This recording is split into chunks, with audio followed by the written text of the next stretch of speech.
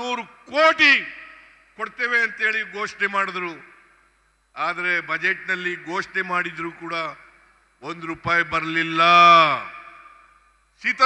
ನಿರ್ಮಲಾ ಸೀತಾರಾಮನ್ 2 ಬಾರಿ ಭೇಟಿ ಮಾಡಿದೆ, ಮನವಿ ಕೊಟ್ಟೆ, ಸ್ವಲ್ಪ ಇದನ್ನ ಬಿಡುಗಡೆ ಮಾಡಿ 5300 ಕೋಟಿ ರೂಪಾಯಿಗಳನ್ನ ಅಂತೇಳಿ. ಅಷ್ಟೇ ಅಲ್ಲದೇನೆ ಬಸವರಾಜ ಬೊಮ್ಮಾಯಿ ಅವರು ಅಂದಿನ ಮುಖ್ಯಮಂತ್ರಿಗಳು 23-24ರಲ್ಲಿ ಮಂಡಿಸಿದಂತ ಬಜೆಟ್ನಲ್ಲಿ ಅದನ್ನ ಪುನರುಚ್ಚಾರ ಮಾಡಿದ್ರು. ಅಷ್ಟೇ ಅಲ್ಲ, ಅಪ್ಪರ್ ಭದ್ರಾ ಯೋಜನೆಯನ್ನ ರಾಷ್ಟ್ರೀಯ ಯೋಜನೆಯನ್ನಾಗಿ ಮಾಡಿಸ್ತೇನೆ ಅಂತ ಹೇಳಿದ್ರು. ಇವತ್ತಿನವರಿಗೆ ರಾಷ್ಟ್ರೀಯ ಯೋಜನೆಯೂ ಆಗಲಿಲ್ಲ. 5300 ಕೋಟಿ ರೂಪಾಯಿಗಳಲ್ಲಿ ₹1 ಬರಲಿಲ್ಲ. ಇದು ಕೇಂದ್ರ ಸರ್ಕಾರ ನಾವು ಮಾಡದಂತ ಅನ್ಯಾಯ. ನಾವು ಪ್ರತಿಭಟನೆ ಮಾಡಿದ್ದೀವಿ, ಸರ್ಕಾರ ಪ್ರತಿಭಟನೆ ಮಾಡಿದೆ. ಡೆಲ್ಲಿಗೆ ಹೋಗಿ ಎಲ್ಲ MLAಗಳು, MP ಗಳು, ಎಲ್ಲ ಮಂತ್ರಿಗಳು ಎಲ್ಲ ಹೋಗಿ ಪ್ರತಿಭಟನೆ ಮಾಡೋದು. ನಾವು ಮಾಡಿದ್ರು ಸಾಲದು. ಈ ರಾಜ್ಯದ ಜನ ಈ ಅನ್ಯಾಯವನ್ನ ಪ್ರತಿಭಟಿಸಬೇಕು, ಕೇಂದ್ರ ಸರ್ಕಾರಕ್ಕೆ ಒತ್ತಾಯವನ್ನ ಹಾಕಬೇಕು. ಇವತ್ತಿನವರಿಗೆ ಬಿಜೆಪಿಯವರಾಗ್ಲಿ JDSನವರಾಗ್ಲಿ ಒಂದು ಶಬ್ದ ಬಾಯಿನಿಂದ ಹೇಳಿಲ್ಲ.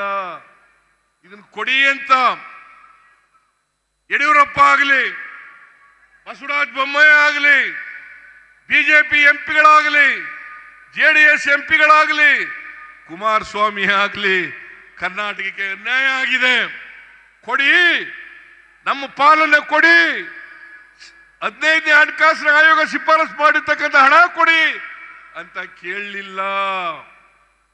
ಇದನ್ನ ತಾವೆಲ್ಲ ಕೂಡ ಅರ್ಥ ಮಾಡ್ಕೋಬೇಕಾಗ್ತದೆ. ಬಿಜೆಪಿಗೆ ತಕ್ಕ ಪಾಠವನ್ನ ಕಲಿಸ್ತಕ್ಕಂಥ ದಿನಗಳು ನಿಮಗೆ ಮುಂದೆ ಬಂದೇ ಬರ್ತವೆ. ಅದನ್ನ ಮಾಡಬೇಕು ಅಂತಕ್ಕಂಥದ್ದು ನನ್ನ ಕಳಕಳಿಯ ಮನವಿ ಅಂತಕ್ಕಂಥ ಮಾತುಗಳನ್ನು ಹೇಳಲಿಕ್ಕೆ ಬಯಸ್ತಾ ಇದ್ದೇನೆ. 2013ರಲ್ಲಿ 2018ರಲ್ಲಿ ಸಮ್ಮಿಶ್ರ ಸರ್ಕಾರ ರಚನೆ ಆಯಿತು.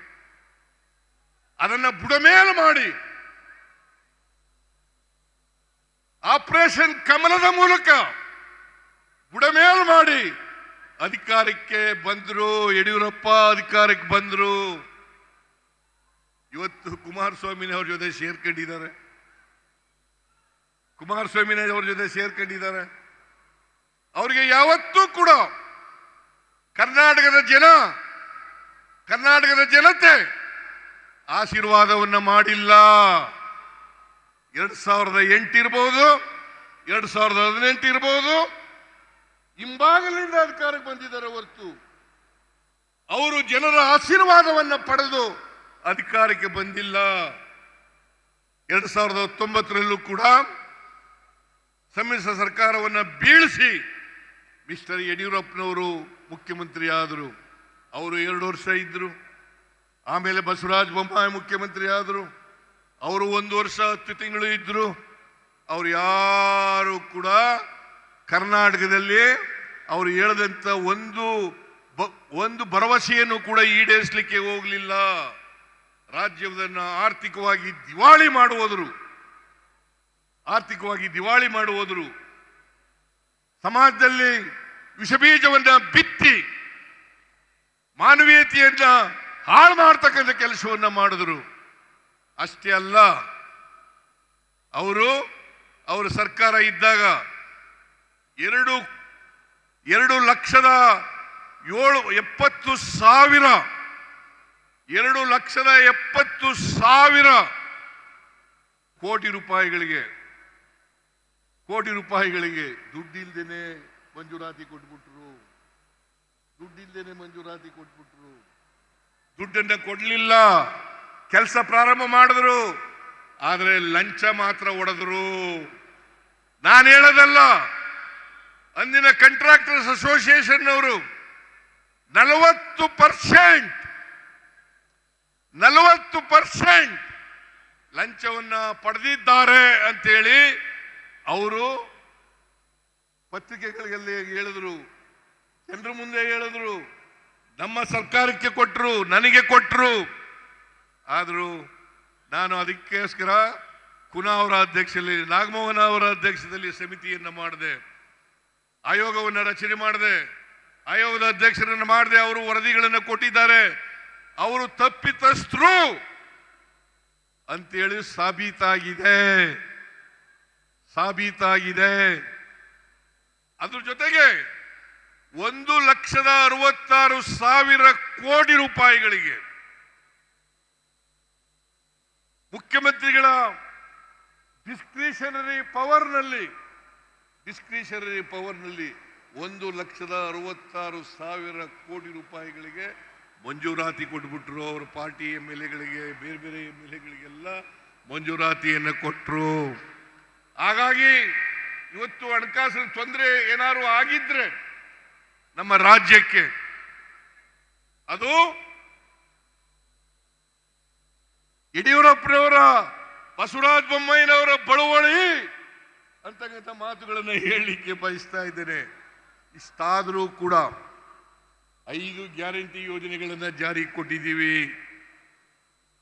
5 ಗ್ಯಾರಂಟಿ ಯೋಜನೆಗಳನ್ನು, ಶಕ್ತಿ ಯೋಜನೆ, ಎಲ್ಲ ಮಹಿಳೆಯರು 3.5 ಕೋಟಿ ಮಹಿಳೆಯರು,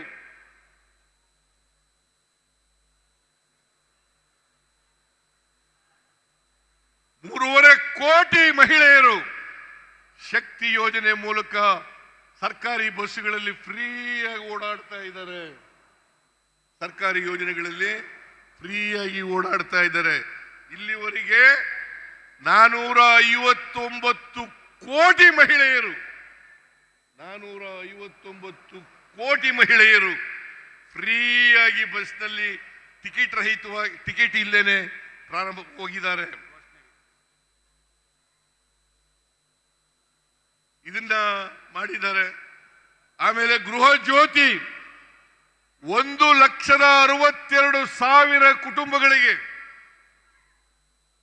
1,62,00,000 ಕುಟುಂಬಗಳಿಗೆ, 1,62,00,000 ಕುಟುಂಬಗಳಿಗೆ 200 ಯೂನಿಟ್ ವರೆಗೆ ಫ್ರೀಯಾಗಿ ಕರೆಂಟ್ ಕೊಟ್ಟಿದ್ದೀವಿ.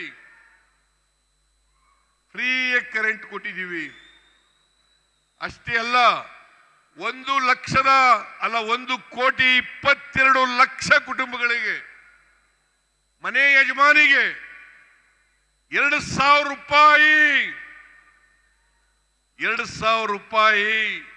ಅದನ್ನ ಕೊಡ್ತಕ್ಕಂಥ ಕೆಲಸವನ್ನ ಮಾಡಿದ್ದೇವೆ. ಅದಲ್ಲದೆ ಅನ್ನಭಾಗ್ಯ ಸುಮಾರು 4,42,00,000 BPL ಕಾರ್ಡ್ಗಳಿಗೆ ಅಕ್ಕಿಯನ್ನು ಕೊಡ್ತಾ ಇದ್ದೇವೆ. 2,67,000 ಜನರಿಗೆ, ಯುವಕರಿಗೆ ಯುವತಿಯರಿಗೆ ಯುವ ನಿಧಿ ಕಾರ್ಯಕ್ರಮವನ್ನು ಜಾರಿ ಮಾಡಿದ್ದೇವೆ. ಇಷ್ಟೆಲ್ಲ ಹಣಕಾಸಿನ ತೊಂದರೆ ಇದ್ರೂ ಕೂಡ ನಾವು ನುಡಿದಂತೆ ನಡೆದಿದ್ದೇವೆ. ಬಿಜೆಪಿಯವರು ಸುಮ್ಮನೆ ಜನಾಕ್ರೋಶ, ನಾನು ಅವರು ಬರಬೇಕಾಗಿತ್ತು, ಇಲ್ಲಿ ಬಂದು ನೋಡಬೇಕಾಗಿತ್ತು. ಜನರ ಆಕ್ರೋಶ ಇದ್ದಿದ್ರೆ ಇಷ್ಟೊಂದು 3-4 ಲಕ್ಷ ಜನ ಸೇರ್ಲಿಕ್ಕೆ ಸಾಧ್ಯ ಆಯ್ತಾ ಇಲ್ಲ.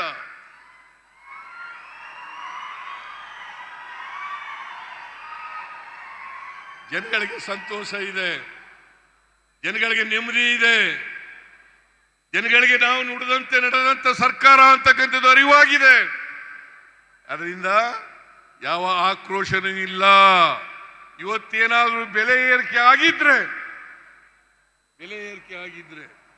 ಎಲ್ಲ ರಾಜ್ಯಗಳಲ್ಲಿ ಬೆಲೆ ಏರಿಕೆ ಆಗಿದ್ರೆ ಅದಕ್ಕೆ ನರೇಂದ್ರ ಮೋದಿ ಅವರ ಕೇಂದ್ರ ಸರ್ಕಾರ ಕಾರಣ ಅಂತಕ್ಕಂಥದನ್ನ ಹೇಳಲಿಕ್ಕೆ ಬಯಸ್ತಾ ಇದ್ದೇನೆ. ಇವತ್ತು ಪೆಟ್ರೋಲ್, ಡೀಸೆಲ್, ಗ್ಯಾಸ್, ಗೊಬ್ಬರ, ನಾನು ಒಂದು ಮಾತನ್ನ ಹೇಳಲಿಕ್ಕೆ ಬಯಸ್ತಾ ಇದ್ದೇನೆ. 2000